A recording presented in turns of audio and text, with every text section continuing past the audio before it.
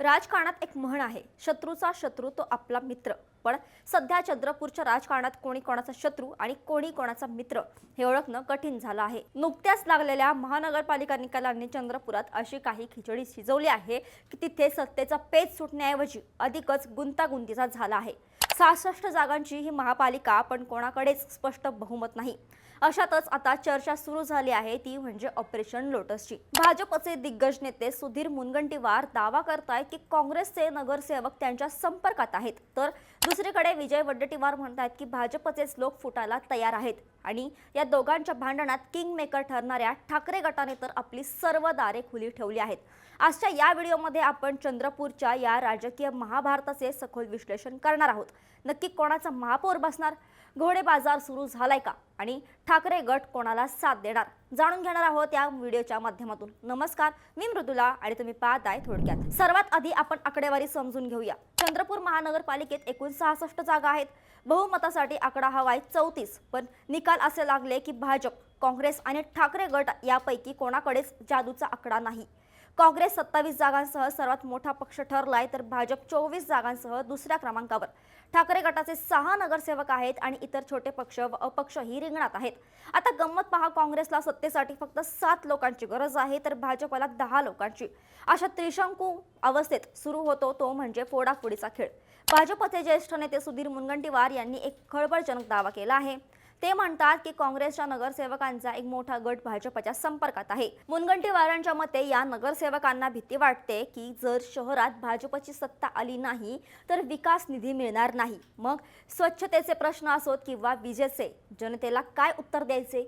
याच विकास कामांच्या नावाखाली भाजप काँग्रेसच्या गोठात सुरुंग लावण्याच्या तयारीत आहे. मुनगंटीवार तर इथपर्यंत म्हणाले की आम्ही काही नगरसेवकांवर विशेष जबाबदारी दिली आहे की त्यांनी काँग्रेसच्या लोकांची मनं वळवावीत. यालाच आपण पॉलिटिकल इंजिनिअरिंग म्हणतो की ऑपरेशन लोटस. हे तुम्हीच ठरवा. पण काँग्रेसचे नेते विजय वडेट्टीवार काही शांत बसणाऱ्यांपैकी नाहीत. त्यांनी मुनगंटीवारांचे सर्व दावे फेटाळून लावले आहेत.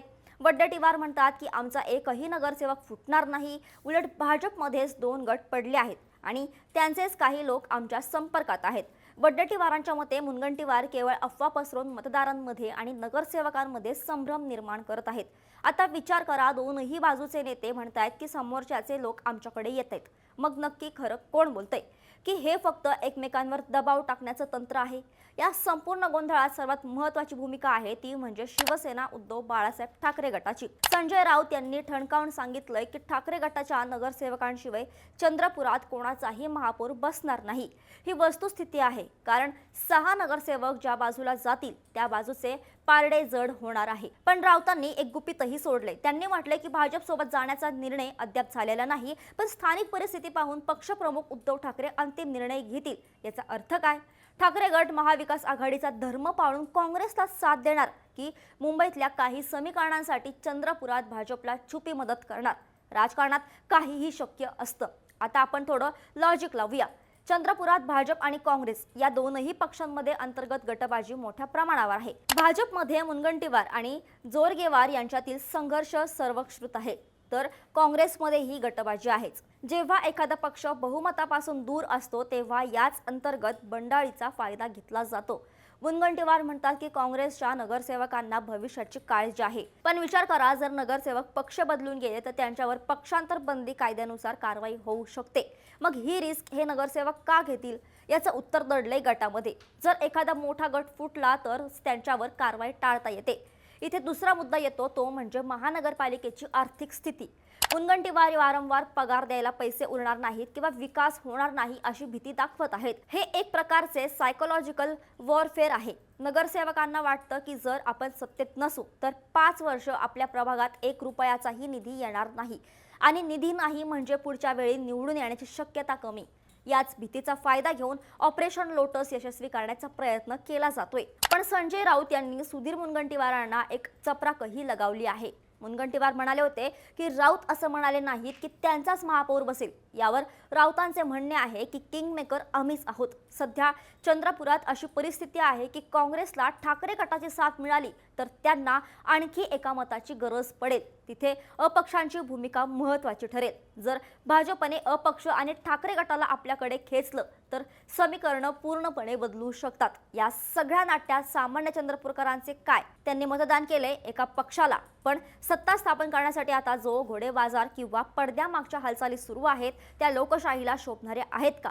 जेव्हा नेते म्हणतात की पतंगबाजी सुरू आहे तेव्हा त्यांना जनतेच्या प्रश्नांपेक्षा सत्तेचा पतंग उंच उडवण्यात जास्त रस असतो। चंद्रपुरात प्रदूषणाचे प्रश्न आहेत, रोजगाराचे प्रश्न आहेत, पण सध्या चर्चा फक्त कोण कोणाच्या संपर्कात आहेत याचीच सुरू आहे। मित्रांनो, चंद्रपूरची ही लढाई आता केवळ स्थानिक राहिलेली नाही, याचे धागेदोरे मुंबई आणि दिल्लीपर्यंत जोडलेले आहेत।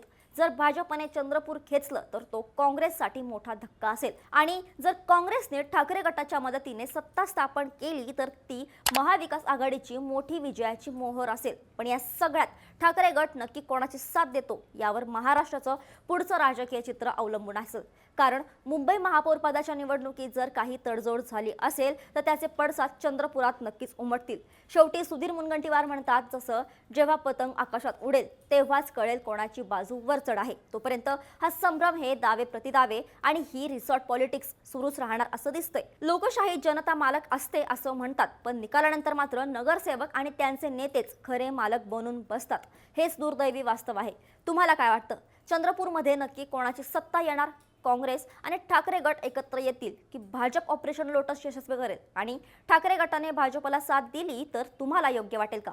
तुमचं मत खाली कमेंट्समध्ये नक्की सांगा, कारण तुमची प्रतिक्रिया या चर्चेला अधिक समृद्ध करेल। जर तुम्हाला हा व्हिडिओ माहितीपूर्ण वाटला असेल तर व्हिडिओला लाईक नक्की करा, तुमच्या मित्रांबरोबर शेअर करा आणि असेच महत्त्वाचे व्हिडिओंसाठी थोडक्यातला फॉलो आणि सबस्क्राईब करायला विसरू नका।